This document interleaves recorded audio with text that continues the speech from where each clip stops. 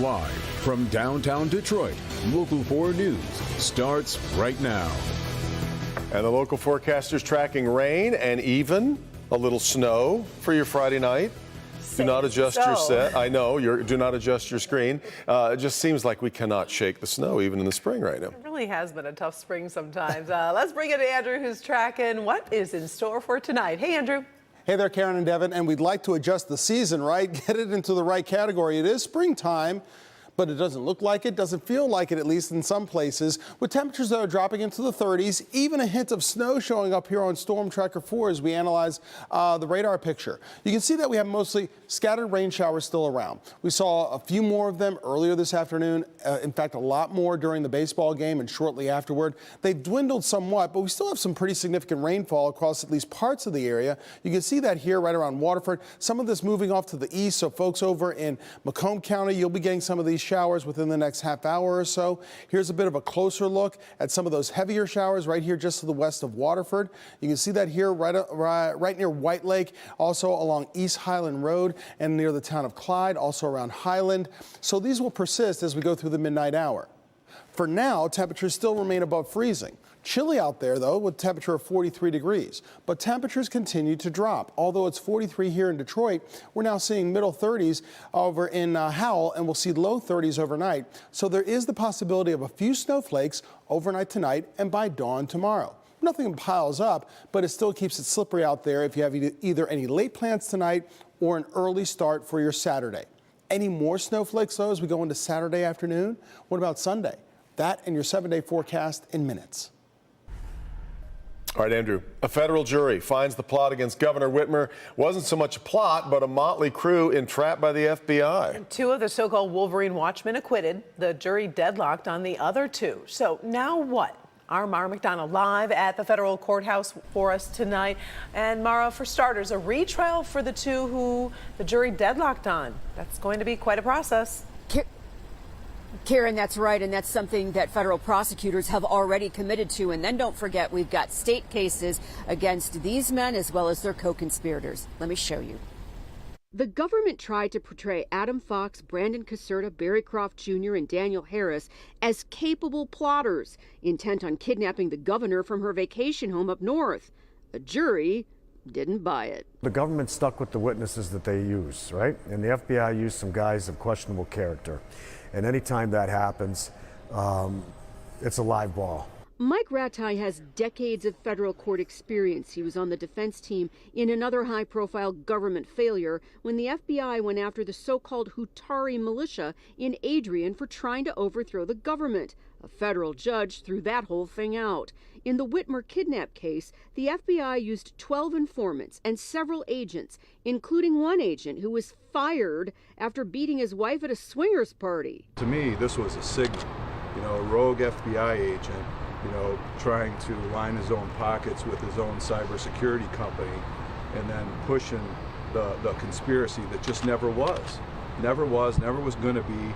Our governor was never in any danger. The jury found Daniel Harris of Lake Orion and Brandon Caserta of Canton not guilty on all charges and deadlocked on Adam Fox of Potterville and Barry Croft, who is from Delaware. They'll be retried again. As a general proposition, retrials usually inure to the benefit of the government, but not always, but generally speaking. They'll do a reboot and they'll take a look at how they tried this case and they'll make some adjustments, but so will the defense lawyers. Back here live, Rattay also says he sees an issue with where this case ended up at trial, as in West Michigan. Would you have had the same outcome here in Detroit? I guess we'll never know. We're live downtown tonight. I'm Mara McDonald, Local 4. And the story does continue. All right. Thank you, Mara. New tonight, sheriff's deputies investigating alleged threats made toward 3 Oakland County high schools. And deputies say the threats targeted Brandon High School in Ortonville, Lake Orion High School, and Oxford High School. Megan Woods joins us live, and they believe, Megan, all 3 are connected. That's right. Investigators say that these threats are not credible. They also say that the number that called Brandon High School is the same number that called Lake Orion High School. And a very upsetting part to all of this, especially for the sheriff, is that the people who were answering these threatening phone calls say they heard laughing in the background. It's disgusting. It's disturbing. Yeah, absolutely. It makes me mad. Brandon, Lake Orion, and Oxford high schools were all targets of threats Friday afternoon. The first call went to Oxford using what the sheriff described as a phony British accent. The caller claimed to be the same teen accused of killing 4 Oxford students and shooting 6 other students and a teacher. And it makes me angry to invoke the name of someone that took someone's life and say I'm going to finish the job. That is inhumane to say those words to people in a community that have had to actually deal with the real life tragedy of that. Extra patrols were sent to Oxford High School. In a second call to the school, a fake Indian accent was used. They told the caller law enforcement was on the way, and the caller hung up. Then there was a third call. A school resource deputy picked up, and the caller threatened to slap that deputy if they were to hang up on them. In the Brandon High School threat, the caller said there was a man outside in a black pickup truck with an AR-15 gun who would shoot up the school. Investigators say the same phone number was used to call Lake Orion High School. We're not taking anything for granted. We're investigating every threat, regardless of how nonsensical in some cases it might be. The sheriff says the phone numbers used in these calls, the area codes, belong to Florida and New York, but they believe they may have been using spoofing apps. And later tonight at 11, we talk about why the sheriff believes these 3 weren't the only school threats that happened today. Live in Oakland County, I'm Megan Woods, Local 4. Really disheartening on so many levels. All right, Megan. 5 people in the hospital tonight after a crash on Detroit's east side. Happened this afternoon on East 8 Mile near Hayes. Police say an SUV and a Terminix pickup truck somehow crashed into each other. We're told hazmat teams were called to the scene due to a substance leaking from the pickup truck. We're waiting an update on the victim's conditions. The cause of the crash remains under investigation. A Clinton Township man is charged in connection with the murder of a 6-year-old boy. Terry Adams was nonverbal, partially blind. He relied on hearing aids. Police say Adams died in December after being held underwater, which caused him to drown. Hunter Locke Hughes was arraigned today on charges of first-degree child abuse and felony murder. Investigators say Locke Hughes was dating the child's mother. Bond is set at $1 million. Next court appearance is April 19th. State police investigating after Taylor police shoot and kill a man they say shot at them. Sky 4 over the scene this morning at the Ponds apartment complex on Pond Village Drive. Investigators say officers responded to a shots fired call. After negotiations, they say the suspect came out and opened fire. The officers fired back, killing the 27-year-old man. There was some conversation back and forth. That's something that we're going to talk to the officers about as we go on with our investigation, what kind of exchange was between them.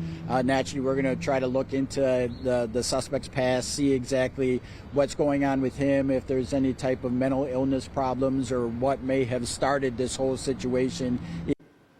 We're told no officers were hurt. Celebration of the historic confirmation of soon-to-be Supreme Court Justice Ketanji Brown Jackson. It has taken 232 years and 115 prior appointments for a Black woman to be selected to serve on the Supreme Court of the United States.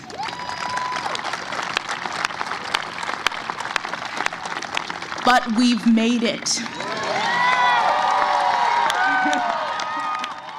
Judge Jackson speaking at a White House event marking the moment as she becomes the first Black woman confirmed to serve on the nation's highest court. The past 115 justices, only 5 have been women, just 3 people of color.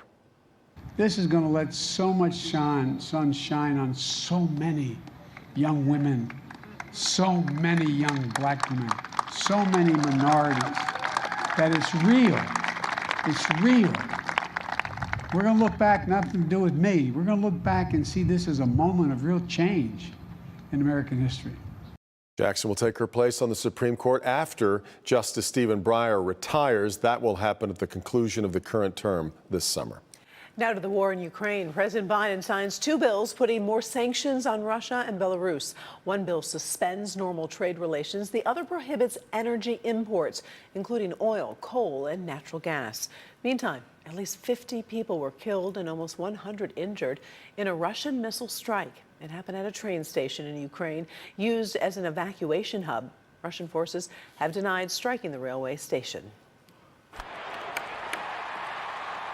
Oh, it was a party-like atmosphere across downtown Detroit for Tigers opening day 2022. Perhaps you've heard there ain't no party like a Detroit party. Thousands were inside and outside Comerica Park for a Metro Detroit tradition.